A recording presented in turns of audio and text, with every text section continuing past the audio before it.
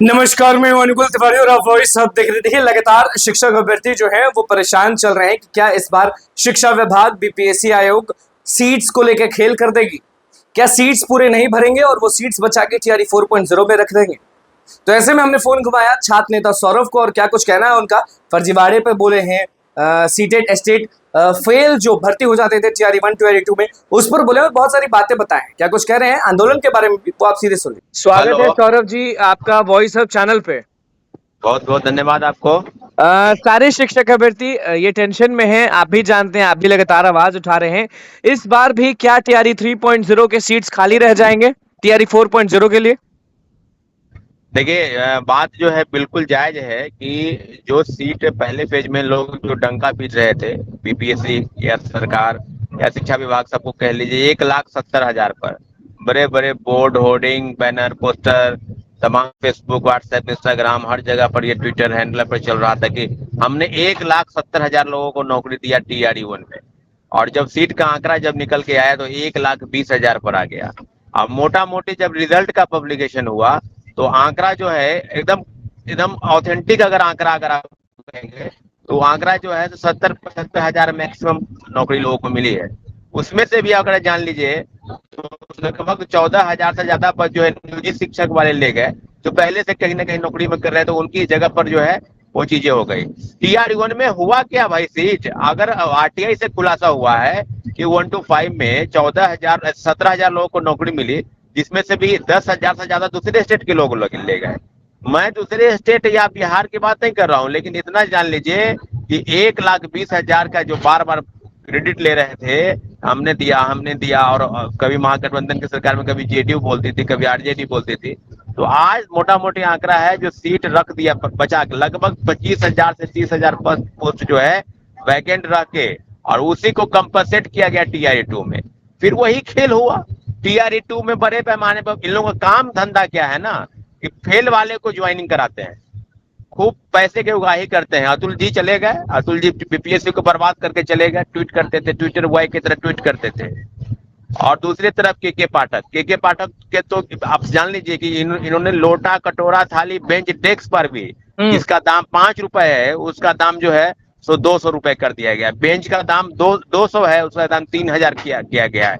अलग से बिहार विधानसभा में उनके खिलाफ जो है कार्रवाई करने की मांग उठ रही है। तो आज जिस प्रकार से हालात हैं और जिस प्रकार से महागठबंधन की सरकार टूटी, उसका एकमात्र बहुत बड़ा कारण है वो है कि नौकरी देने का और क्रेडिट लेने का जो था कि हमने नौकरी दिया, इस कारण से आरजेडी तो लगातार कि हम 2 लाख लोगों को नौकरी दिया हुआ है, तभी महागठबंधन पुनः एनडीए में आ गए।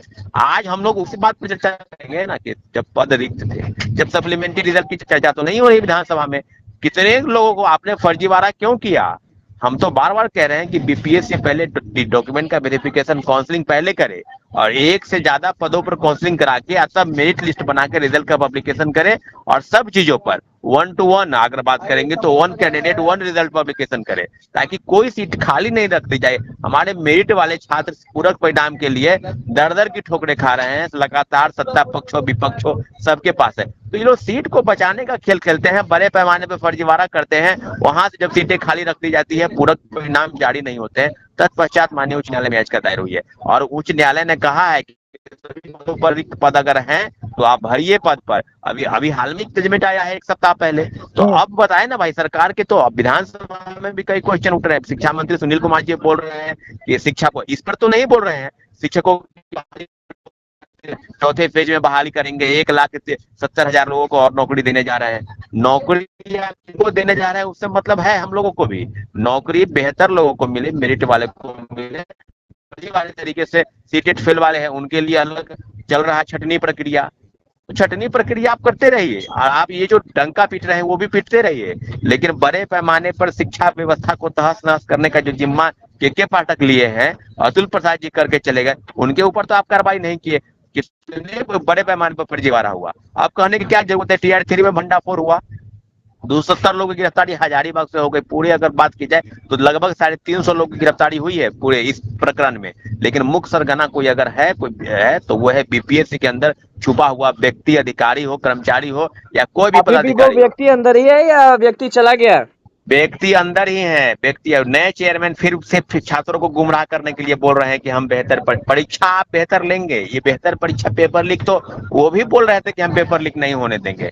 लेकिन हुआ क्या, बिना क्यूआर कोड लगे क्वेश्चन पेपर तो दिया गया शिक्षा माफियाओं के हाथ में। कोचिंग सेंटर हो, कोचिंग सेंटर हो, या सॉल्वर गैंग हो, या सक्रिय रूप से कोई भी लोग हो, सब लोग तो ये काम, आप तो उनको ऊपर कार्रवाई नहीं कर, उल्टे सीधे छात्रों पर कार्रवाई कर रहे थे कि हमने उसको दीवार कर दिया है, कोई एप्लीकेशन लगाया, उसको छात्र नेताओं पर गिरफ्तारी हुई कि आप तलवार लटका रहे थे, उनको हटा रहे थे। शिक्षक नेताओं पर आपने कार्रवाई की। अभी अभी हाल में 2-3 बड़े शिक्षक नेता पर कार्रवाई हुई है। हमारे अमित विक्रम भाई हैं, एक ब्रजवासी हैं आपके मुजफ्फरपुर में शिक्षक थे, वो भी शिक्षक संघ के नेता थे। तो आप लगातार कार्रवाई कर रहे हैं उन लोगों पर, तो इन पर कब कार्रवाई कीजिएगा? फर्जीवाड़ा हुआ उनको तब हटा रहे हैं, पूरक परिणाम कब जारी कीजिएगा? सीट को भरने की प्रक्रिया टीआरई 3 में बीपीएससी के नए चेयरमैन से हम जल्द से जल्द मुलाकात करने जाएंगे और उनको कहेंगे कि आप एक सीट पर, एक कैंडिडेट का एक सीट पर रिजल्ट दीजिए। और दूसरी तरफ जितने पद 87,000 पद हैं, सभी से ज्यादा लोगों को काउंसलिंग में बुलाइए। डॉक्यूमेंट का वेरिफिकेशन बीपीएससी स्वयं करे, पहले की तरह नहीं कि शिक्षा विभाग डॉक्यूमेंट का वेरिफिकेशन किया और सीटेट फेल है, एसटीटी फेल है, एकेडमी के क्या उनके पास डिग्री है, उनका जांच पड़ताल हुआ तो नहीं क्या लग और रहा है इस आप बार ज्वाइनिंग भी दे दें। STT fail, CTET fail TRE 3 में बहाल हो जाएंगे?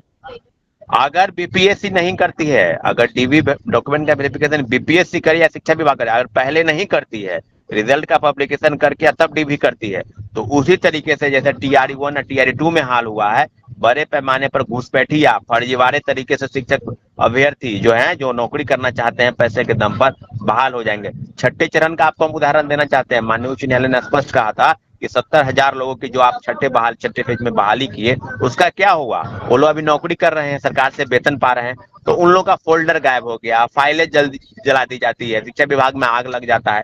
तो यही सब प्रकरण है इन लोगों का। ये लोग बहाली प्रक्रिया को सही ढंग से करने में नाकाम हुए हैं, दोनों शिक्षा विभाग और बीपीएससी। और पूरा ठीकरा, पूरा जो सरकार का बाही लूटना अलग प्रक्रिया है, वो अपना बाही लूट रहे हैं। लेकिन व्यवस्था जैसे बननी चाहिए थी, शिक्षा व्यवस्था को दुरुस्त करने की कवायद है। सिर्फ नौकरी देने की बात नहीं है, आप बेहतर लोग हो, जो जिनके पास डिग्री उचित है, जिनके पास सही डिग्री है, उनको आप नौकरी दीजिए। यहाँ मेरिट वाले की स्थिति खराब है, कोर्ट कचहरी का चक्कर काट रहे हैं, टीआरई 2 में याचिका दायर हो रही है, नहीं होगा तो फिर टीआरई 3 में होगा। तो सीट आप भरिए, आप 87,000 पद है, सभी पदों पर भरिए, सीट खाली मत रखिएगा। वो एक का सीट बचा के 2 में, 2 का बचा के 3 में, 3 का बचा के 4 में, आप पूरा आंकड़ा दिखाएंगे आप कि हमने 4 लाख लोगों को नौकरी दिया। एक्चुअल जो नौकरी है वो सिमट के आ जाएगा 2 लाख पर।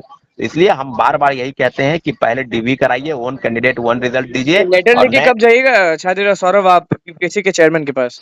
अभी तो हम पटना में नहीं है, हम पटना पहुंचेंगे 2-3 दिन के अंदर, उसके बाद हम बीपीएससी चेयरमैन से डेलीगेशन ग्रुप में जाएंगे और पूरे 5 सूत्री हमारी मांग है, जिसमें 1 कैंडिडेट 1 रिजल्ट, सभी सीटों को भरा जाए और बीपीएससी अपना डीवी जो है पहले कराए, काउंसलिंग पहले कराए और 1 से ज्यादा पदों पर डीवी कराए, ताकि कोई मेरिट वाले ऊपर से और टॉप टू बॉटम रिजल्ट निकले, ऊपर से लोगों को चयनित करके उसकी शिक्षा विभाग को नोटिस भेजे और तब उसके बाद जो है एक वेटिंग लिस्ट भी रहे, ताकि उसके नीचे के पद जो है उनको मिले। लेकिन ऐसा नहीं हुआ, इन के प्रकरण किसी प्रकार से हड़बड़ी में सारी चीजें की गई है। इसलिए हम चाहते हैं सब चीजों पर बीपीएससी स्वयं ले अभिज्ञान। लगातार 2 प्रेस कॉन्फ्रेंस किए हैं, लेकिन एक सवाल, मीडिया के एक सवाल पर कि फर्जीवाड़ा को आप नहीं रोक पाए, इस तरह की चीजों पर 270 लोगों की गिरफ्तारी आपने उन लोगों को की है, तो उन लोगों पर क्यों नहीं? अभी हार्दिक अपराध इकाई की लिस्ट निकाला है 276 लोगों का, तो बीपीएससी क्यों इस तरह से काम कर रही है?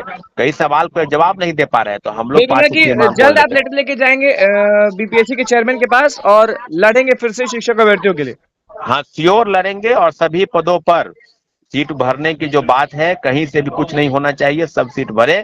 87,000 पदों की जो बहाली है टीआरई 3 में, सभी पर 1 to 1, 1 to 5 से लेकर 11-12 तक सभी पदों को भरने के लिए बीपीएससी प्रतिबद्ध हो, तभी हम, नहीं होगा तो फिर आंदोलन के लिए हम लोग तैयार हैं, क्योंकि इस तरह का चीज बार बार नहीं चलेगा। नहीं बिल्कुल। होगा तो फिर हम कोर्ट कचहरी जाएंगे। सरकार से ऐसे भी हम लोग का मोह भंग हो चुका है, सरकार कोई बात सुनती नहीं है कि क्या करना है नहीं करना है, ज्यादा करेंगे तो लाठीचार्ज होगा। इसलिए व्यवस्था को बदलने के लिए बीपीएससी अगर कहती है, सरकार है संकल्पित, तो उसको बदलने के लिए पूरे पद पर बहाली की प्रक्रिया में आप आइए, और तब पूरक परिणाम की बात भी आप कहेंगे कि हम नहीं निकालेंगे। टीआरई 1 में भी वही हुआ, 2 में भी आपने नहीं निकाला पूरक परिणाम, तो हम लोग जाएंगे कहाँ पर, कहाँ जाएंगे भाई शिक्षक अभ्यर्थी? बिल्कुल रास्ता तो बिल्कुल। हर जगह से आपने बंद कर रखा है जी। चलिए, बहुत बहुत धन्यवाद सौरभ जी जुड़ने के लिए आपका।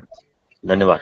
तो आपने सुन लिया कि छात्र सौरभ जो है वो स्टेट के बारे में बताए हैं, सीटेट के बारे में बताए हैं, और किस तरह से विभाग और शिक्षा विभाग और बीपीएससी आयोग खेल कर सकते हैं सीट्स को लेके, वो भी सीधा स्पष्ट कर दिया। आंदोलन की बात भी किया है, अगर वन कैंडिडेट वन रिजल्ट नहीं होता है तो बहुत बड़ा आंदोलन होगा। तो बस हमारे चैनल को सब्सक्राइब कर देश को लाइक। धन्यवाद।